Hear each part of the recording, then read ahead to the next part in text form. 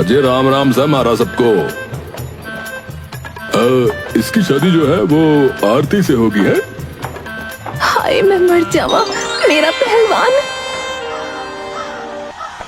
हाँ भाई, अब माइकल तुम आओ। एक अंग्रेज हमें आता हुआ दिखता है। सरपंच जी, ये है माइकल। ये एक होटल का शेफ है, मतलब बावर्ची। ये घर का सारा काम कर सकता है, खाना बनाना, झाड़ू पोछा, सब कुछ है।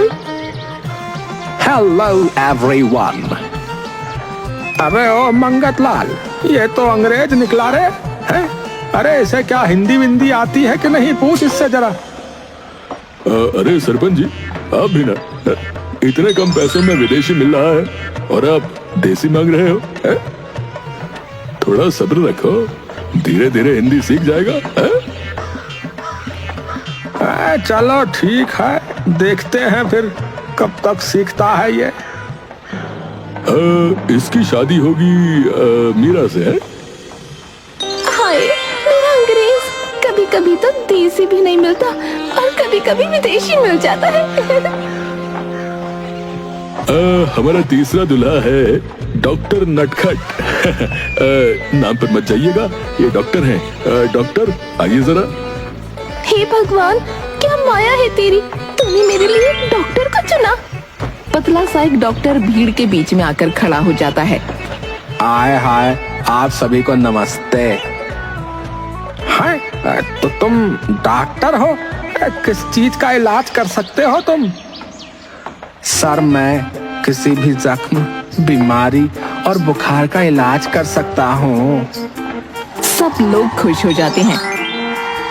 जैसे कि किसी कुत्ते को कोई जख्म हो गया हो, बंदर में इन्फेक्शन फैल गया हो, या बुखार की वजह से आपकी भैंस दूध न दे रही हो, इन सब का इलाज मैं कर सकता हूँ। आय हाय हाय, क्या भैंस, कुत्ता, अरे ये क्या बोल रहा है रे? अरे सरपंच जी, मैं बताना तो भूल ही गया। डॉक्टर नटखट जो है जानवरों के डॉक्टर है, इंसानों के नहीं है। क्या जानवरों के डॉक्टर? तितली चक्कर खाकर गिर जाती है। हो, अरे गर्मी की वजह से चक्कर आ गए होंगे भाई है? अरे उठाओ भाई उठाओ। हाँ तो सरपंच जी, मैं कह रहा था कि ब्याह की प्रक्रिया प्रारंभ करें। तीनों दूल्हे अपनी दुल्हन के साथ शादी कर लेते हैं। शादी के बाद पहलवान और आरती अपने घर पर आते हैं। जी आप बैठिए, मैं आपके लिए कुछ खाने को बनाती हूँ। रे आरती, देखो मैं हूँ पहलवान, मेरा खाना जो है ना थोड़ा अलग हुआ है। फिर भी तुम कुछ खिलाना चाहती हो तो आलू के पराठे और उसके साथ जो है ना लस्सी दे सकती हो मैंने। जी आप मेरे दूल्हे हो, आप जो बोलोगे वो मैं खिलाऊंगी आपको। 2 मिनट रुको बस। आरती फटाफट पराठे और लस्सी बनाती है। आरती खाना देते हुए, ये लीजिए, खा के बताइए कैसा लगा मेरा खाना। पहलवान 2 मिनट में ही पूरा खाना खा जाता है। वाह वाह आरती, क्या स्वादिष्ट खाना बनाया है। लस्सी ने तो दिल ही जीत लिया। अगर थोड़ा खाना और मिल जाता तो फिर मजा ही आ जाता। अरे ऐसी क्या बात है, अभी और बना देती हूँ, आप जी भर के खाइए। आरती खाना बनाती रहती है और पहलवान खाता रहता है। अब आरती थक जाती है।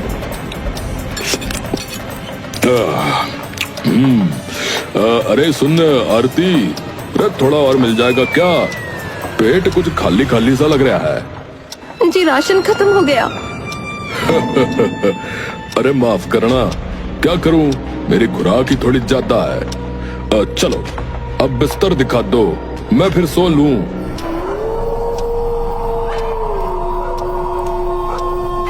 पहलवान अपने पलंग पर लेटता है, लेकिन पलंग टूट जाता है। अरे ये तो टूट लिया। अरे बड़ा कमजोर पलंग था बेचारा। चलो इसको मुक्ति तो मिली। अच्छा ठीक है आरती है, शुभ रात्रि भाई, शुभ रात्रि। शुभ रात्रि। पहलवान लेटते ही खर्राटे मारना शुरू कर देता है। ये कैसा दूल्हा मिला है मुझे, सारा खाना भी खा गया, नया पलंग भी तोड़ दिया और अब पूरी रात मुझे जागना पड़ेगा। माइकल और मीरा घर पर आते हैं। माइकल, मैंने सुना है तुम बहुत स्वादिष्ट खाना बनाते हो, क्या तुम मुझे कुछ बना के खिला सकते हो? What? खाना मैं बनाऊं? मीरा इशारे से समझाते हुए। हाँ, तुम कुछ बढ़िया खाने को बनाना, मैं नहा कर आती हूँ। ओके ओके, बनाता हूँ। मीरा नहाने के लिए चली जाती है। माइकल खाना बनाने लग जाता है। मीरा नहा कर आती है और खाना खाने बैठ जाती है। माइकल, कुछ बन गया है तो दो ना, भूख लग रही है बहुत। माइकल खाना प्लेट में लगाता है, जिसे देखकर मीरा हैरान रह जाती है। ये क्या है? ये है इटालियन सुशी। इडली सूजी? ओह नो, ये है इटालियन सुशी। हाँ समझी, इडली सांभर। लेकिन इसमें तो ना इडली है ना सांभर, पता नहीं क्या बना दिया इसने। ओह, तुम खाओ।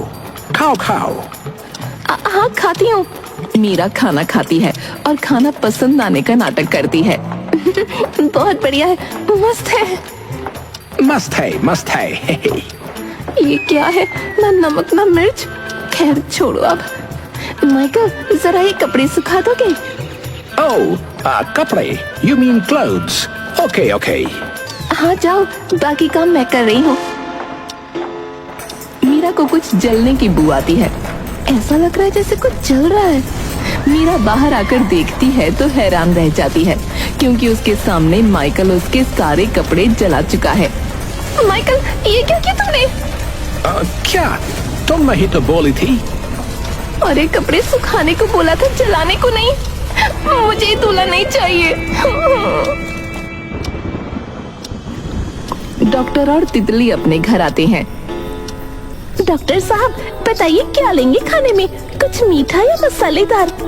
हाय तितली, मुझे ऐसा कुछ नहीं चाहिए, पर क्या तुम मुझ पर एक एहसान कर सकती हो? आप पर तो मैं सारे एहसान कर सकती हूँ, आप मेरे दूल्हे जो हो। मैंने आते हुए रास्ते में कुछ कुत्ते के बच्चे देखे जो भूखे हैं और बीमार भी हैं। क्या हम उनको कुछ खाना खिला सकते हैं? हाँ, क्यों नहीं, मैं कुछ बना देती हूँ। तुम जाकर उनको वो खिला दो, मगर थोड़ा जल्दी आना। तितली खाना बनाकर डॉक्टर को देती है। डॉक्टर खाना लेकर कुत्तों के पास जाता है। तितली डॉक्टर के जाने के बाद, चलो भला आदमी तो है, बेजुबानों की मदद तो कर रहा है। कुछ देर बाद डॉक्टर लौटता है, लेकिन डॉक्टर उन कुत्तों के बच्चों और उनके माँ बाप को भी साथ ले आता है। तितली, मैंने इनको खाना दिया, बेचारे बहुत भूखे थे, लेकिन इनको मुझे यहाँ लाना पड़ा क्योंकि बाहर बहुत ठंड है, ये वहाँ मर जाएंगे। अरे पर ये यहाँ कहाँ रहेंगे? हमारा घर तो वैसे ही इतना छोटा है। तितली, तुम फिक्र मत करो, मैं इन्हें अपने साथ सुला लूंगा, ये तुम्हें बिल्कुल भी परेशान नहीं करेंगे। जानवर शादी की पहली रात हमारे साथ सोएंगे। सारी रात कुत्ते के बच्चे रोते रहते हैं और तितली सो नहीं पाती।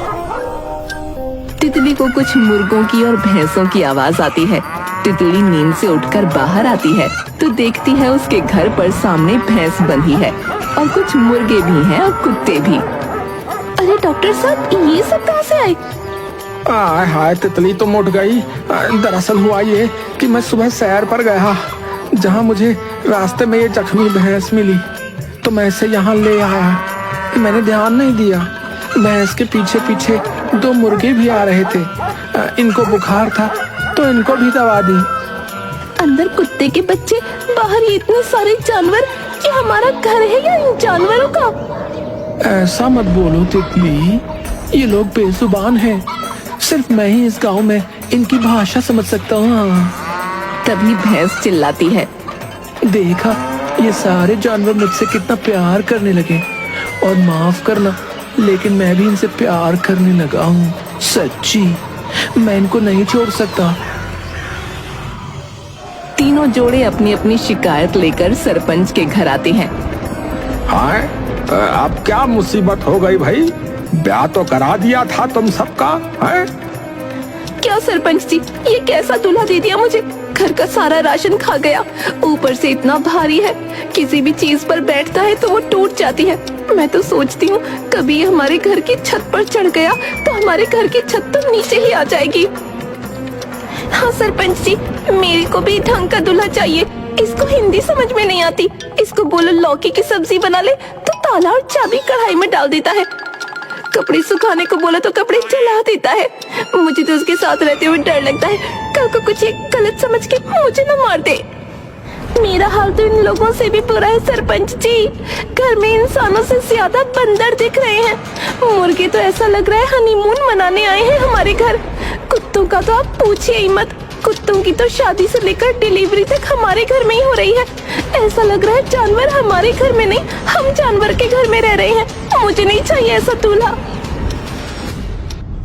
अरे ऐसा कुछ नहीं है सरपंच जी, आरती जी के जो नक्शे हैं ना वो कुछ ज्यादा ही हो रहे हैं। बल्कि ये जो मुझे खुराक मिल रही है ना, मैं इससे कमजोरी होता जा रहा हूँ। वो तो मंगत लाल ने कहा था कि 5,000 रुपए मिलेंगे, इसलिए मैं आ लिया, लेकिन अब मैं वापस जाना चाहता हूँ।